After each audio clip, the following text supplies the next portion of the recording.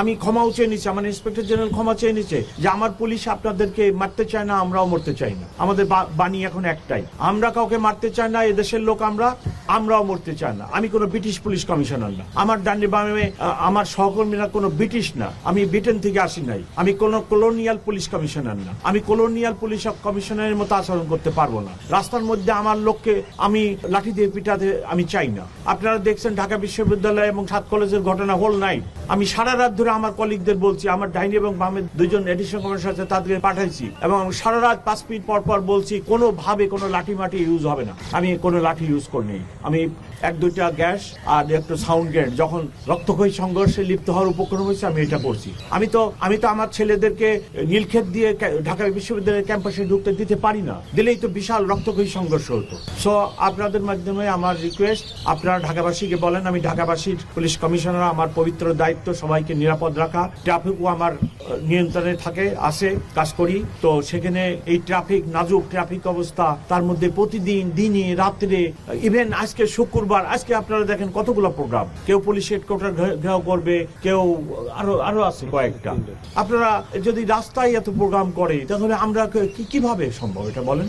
আপনাদের মাধ্যমে আমি রিকোয়েস্টের আগেও করছি যে ঢাকা শহরের ট্রাফিক অবস্থা বড় ভঙ্গুর, নাজুক, মানুষ কষ্ট পাচ্ছে, আমি নিজেও কষ্ট পাই যে আমার মানুষগুলো এই শহরে বাস করে, আমি তার ট্রাফিক দেখি ঘন্টার পর ঘন্টা তারা রাস্তার মধ্যে আটকে থাকে। 20টা লোক একটা ছোট দাবি দেওয়া নিয়ে রাস্তায় যে রাস্তা ব্লক করতেছে। আমি অনেকবার, বাই দিস টাইম আমার 2.5 মাস হয়ে গেছে, 2.5 মাসে অনেকবার আপনাদের সাথে কয়েকবার আমি রিকোয়েস্ট করছি, আপনারা প্লিজ মানুষকে রিকোয়েস্ট করেন যে ছোটখাটো দাবি দেওয়া নিয়ে আপনারা রাস্তাটা দয়া করে বন্ধ করবেন না।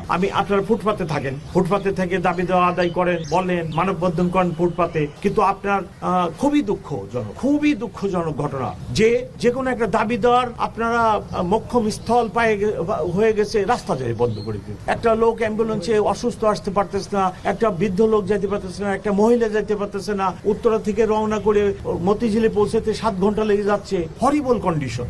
সো আমি রিকোয়েস্ট করতেছি সবাইকে আমি রিকোয়েস্ট করি, কালকে রাত্রে 10টা-11টার সময় বাড্ডা রোডে গার্মেন্টস কর্মীরা বেতন পায় না, রাস্তা বন্ধ করে দিচ্ছে। তো আমি তো বিনীতভাবে অনুরোধ করতেছি, আমরা তো পট পরিবর্তনের পরে আমাদের পেশাগত দায়িত্ব এবং আমাদের কর্মধারা পরিবর্তন করছি।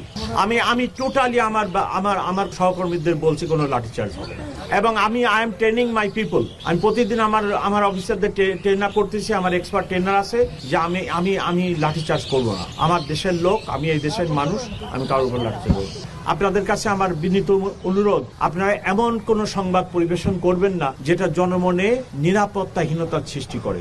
সম্প্রতি একটি খবর, আমি সেই খবরের প্রতিবাদও করেছি, প্রতিবাদও প্রথম পাতাতেই ছাপা হয়েছে যে ঢাকা শহর এত কোনো পেট্রোল পাওয়া গেল না, এই ধরনের। এবং আমি পুলিশ কমিশনার, আমার একটা মেকানিজম আছে, আমি সেই মেকানিজমের মাধ্যমে রাত্রে এবং দিনে ঢাকা শহরকে নিরাপদ রাখার চেষ্টা করি। সব ক্ষেত্রে আমি সফল হই, আমি সেটা দাবি করি না। 2-2.5 কোটি লোকের শহর, এত ঘনবসতিপূর্ণ শহর পৃথিবীতে আর দ্বিতীয়টি নেই। এখানে দারিদ্রতা আছে, এখানে বেকারত্ব আছে, এখানে বস্তিতে লক্ষ লক্ষ লোক বাস করে, এখানে লক্ষ লক্ষ লোক ফুটপাতে বাস করে। এরূপ একটি জটিল শহরের পুলিশ কমিশনার আমি। তো আপনাদের কাছে আমার অনুরোধ, এরূপ কোনো খবর প্রচার করবেন না যেটা জনমনে অনাকাঙ্ক্ষিত নিরাপত্তাহীনতার সৃষ্টি করে। আপনি যদি খবর প্রকাশ করেন যে ঢাকা শহরে এত কিলোমিটার এত ঘন্টায় একটা পেট্রোল পার্টি দেখলাম না, তাহলে আপনি আমাকে আগে পার্সোনালি একটা ফোন করেন না। আপনি তো আমাকে ফোন করেন নাই যে কমিশনার সাহেব এরকম একটা আমি নিউজ করতে চাচ্ছি, আপনার কি মতামত? আপনি আমার মতামত নেন নাই, কিন্তু যে লোকটি এই কাজটা না করে তার মতামত দিচ্ছেন।